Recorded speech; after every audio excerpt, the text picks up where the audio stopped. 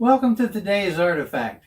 This is show number 11. It's the last, I believe, of all the stuff that I have on fallout shelters, but not the Cold War. And we have already, as I've said before, down here in the dungeon, we've had the U.S. government material, and we've had, amazingly, what you could get for your own home, and now to the piece de resistance. Not that you could get on a plane and get to Switzerland quickly, but this is a massive set of equipment. It has basically the same stuff that you'll find over here. It has a Geiger counter, just a magnificent Geiger counter. It has a docimator, a rate meter, and all sorts of other stuff. But this one is different for a couple of reasons. First of all, this was designed to allow the people running the shelter to track radiation and to provide visuals for the people in there, telling them where they were. There is what I refer to, and you'll see in pictures when we go upstairs, this is not going to be something I can put on my desk. It weighs a ton. But we have this little device right here. Whenever I brought this to class, I referred to it as the mathematical circle of doom. Okay? You see that it has yellow, red, blue, and green markers. The backside has the same thing, and it has a rolling device. This allows you to plot how much radiation you've taken and where you are on the scale. Needless to say, you don't want to be in the red. You want to stay in the green.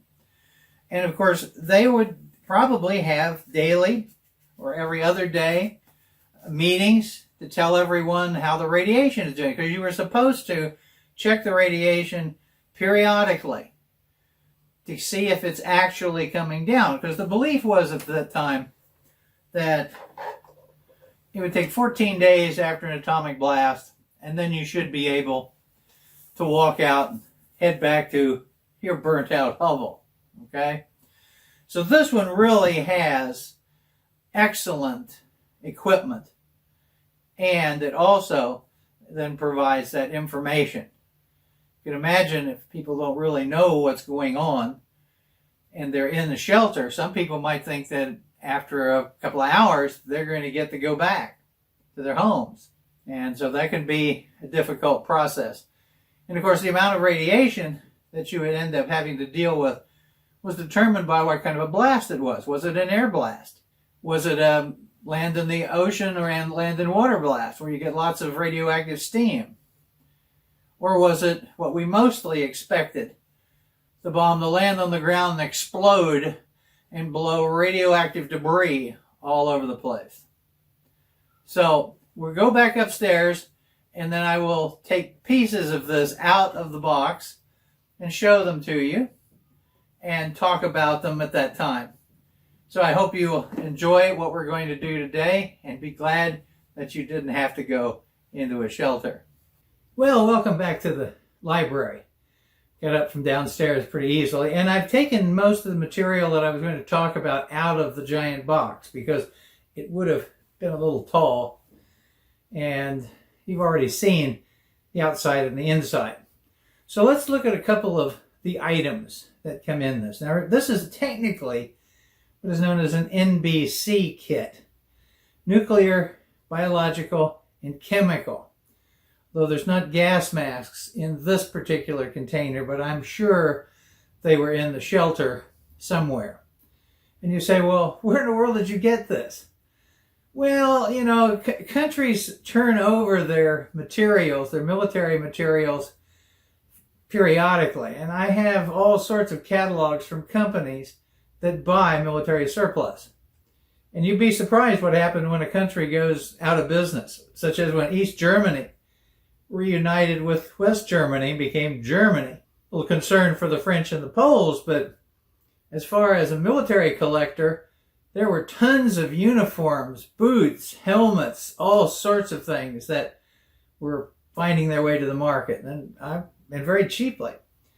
But this one happened to be, replaced by another set of materials, and so it was put up for sale. I paid $35 for it in 1982 and $35 to have it shipped. I've had more than enough fun with it. So let's look at some of the material that we're familiar with.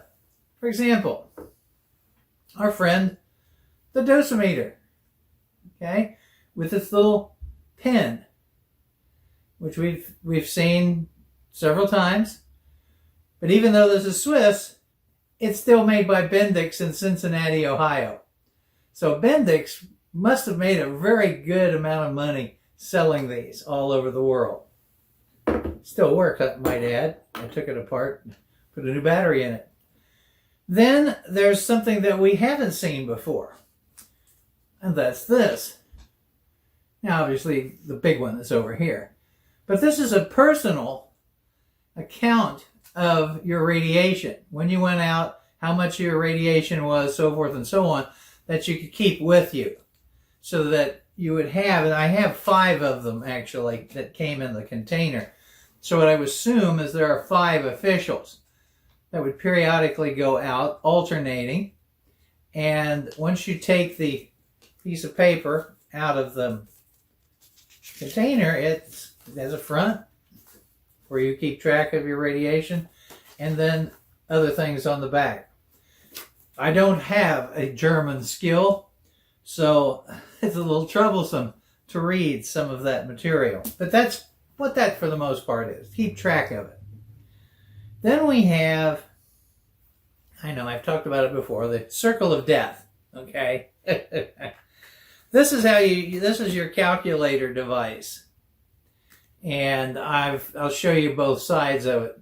But you can keep track of your radiation and make your predictions on whether you're in the good, in the green, in the yellow, in the red, what your dosages are. This probably helps to determine who goes out the next time they need some radiation checked.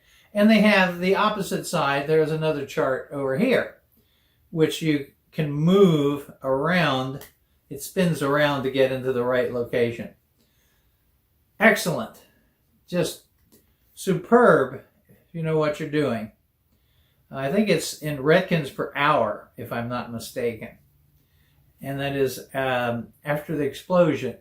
And it comes in a nice little plastic container. So we have that. So we're really keeping data as to what's going on. And then further along on those lines, here is the Journal of Measurements. Small one. This one, you open it up and there are pages to be filled in. Keep track of it. You've got to have good journaling. They also make a larger version. And this is the larger version, the Journal of Reports, thanks to the French. And this allows you, it has the same type of page, very large. Actually, it's a larger version of what you just saw in the smaller hand one. But this one, they have carbon paper. Okay, now for you young people, what you're supposed to do.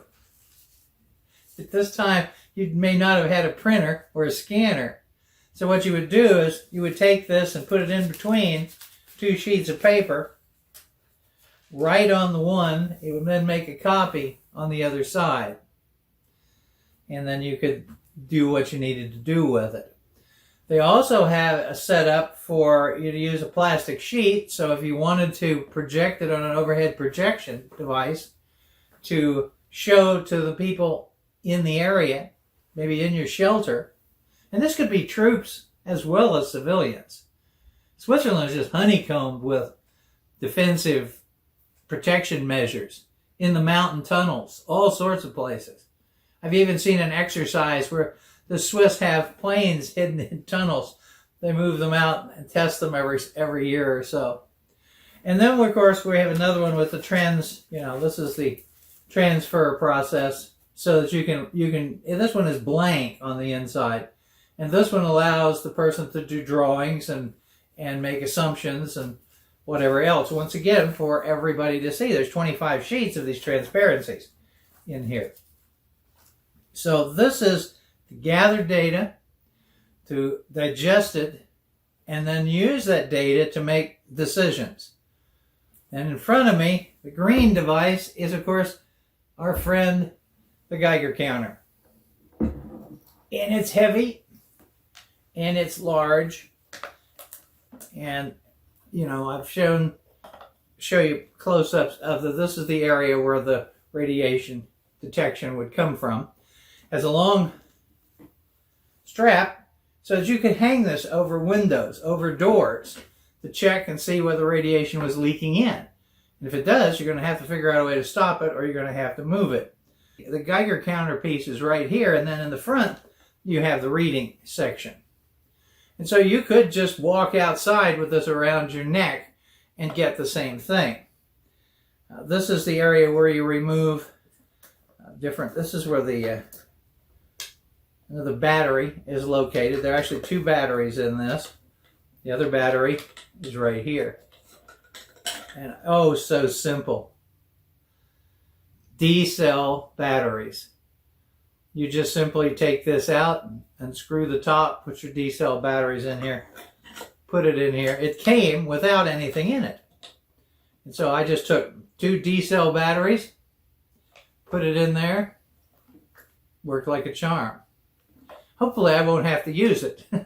I prefer this one to the other two. Although the other two are easier to take outside if you're doing that. And as you can see, it has a number on it, number 157. So I'm sure somebody has marked it when they sold these that number 157 was taken out of service. And of course it also comes with writing utensils. You've all seen pencils before. It comes with a really dark number 2 pencil, and then of course a double-ended red on one side, blue on the other side. So this is what you would have found in the Swiss Nbc Kit. Anyway, so I hope you enjoyed that, and as always, don't forget to like or share and perhaps subscribe. I've been doing these once a week. I might do them more frequently. I'm doing other projects. And of course, if you're interested in history podcasting, go to my History According to Bob website, or summahistorica.com, and listen to my 6 out of 7 days a week podcasts. So thank you very much.